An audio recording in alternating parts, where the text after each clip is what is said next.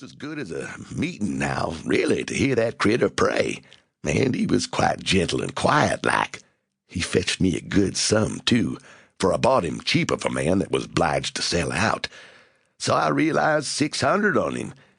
Yes, I consider religion a valuable thing in a nigger, when it's the genuine article and no mistake. Well, Tom's got the real article, if ever a fella had, rejoined the other. Why, last fall I let him go to Cincinnati alone to do business for me and bring home $500. Tom, says I to him, I trust you because I think you're a Christian. I know you wouldn't cheat. Tom comes back, sure enough. I knew he would. Some low fellas, they say, said to him, Tom, why don't you make tracks for Canada? Master trusted me, and I couldn't. They told me about it. I am sorry to part with Tom, I must say. You ought to let him cover the whole balance of the debt. And you would, Hallie, if you had any conscience. Well, I've got just as much conscience as any man in business can afford to keep. Just a little, to swear by, as 'twere, said the trader jocularly. And then I'm ready to do anything in reason to oblige friends. But this year, you see, is a leetle too hard on a fella. A leetle too hard. The trader sighed contemplatively and poured out some more brandy. Well, then, Hallie, how will you trade? Said Mr. Shelby, after an uneasy interval of silence. Well, haven't you a boy or gal that you could throw in with Tom? None that I could well spare.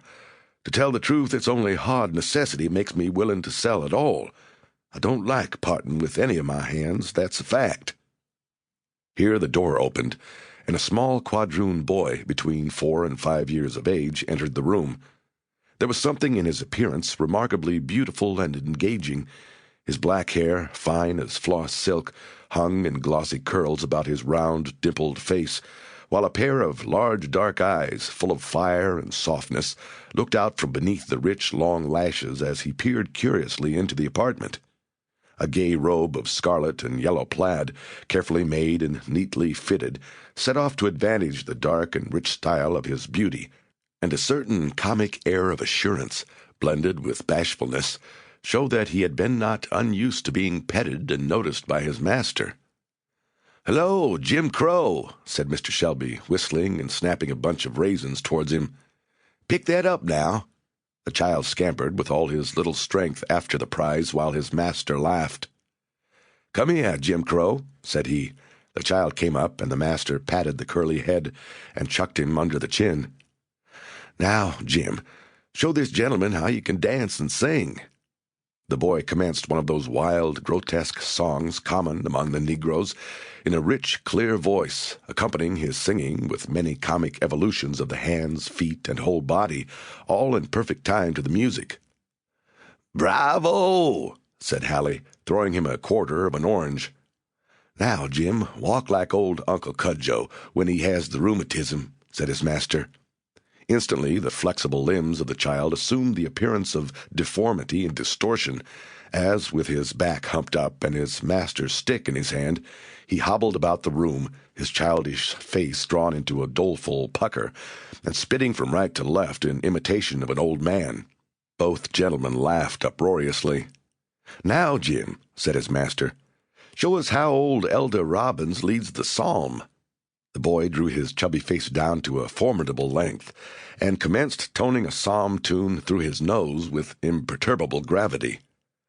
"Hurrah! Bravo! What a young'un!" said Hallie. "That chap's a case, I'll promise. Tell you what," said he, suddenly clapping his hand on Mr. Shelby's shoulder. "Fling in that chap, and I'll settle the business. I will. Come now, if that ain't doing the thing up about the rightest." At this moment the door was pushed gently open, and a young quadroon woman, apparently about 25, entered the room. There needed only a glance from the child to her to identify her as its mother. There was the same rich, full, dark eye with its long lashes, the same ripples of silky black hair. The brown of her complexion gave way on the cheek to a perceptible flush, which deepened as she saw the gaze of the strange man fixed upon her in bold and undisguised admiration. Her dress was of the neatest possible fit,